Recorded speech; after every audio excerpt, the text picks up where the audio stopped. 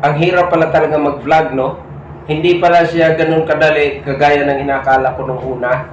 Ngayon na nag-umpisa ako mag-vlog, ang hirap din pala kasi yung time sa pag-iisip kung ano ang i-content at saka yung editing talaga, yung preparation ng video. It really takes time sa editing, lalo kapag hindi pa tayo masyadong sanay. Isang malaking challenge talaga sa atin mga bagong YouTuber, yung paggawa ng video at saka kung paano ito ma-recognize ng mga tao para panoorin yung video. Kasi tayo naman ay ordinary people na hindi naman famous kung saan.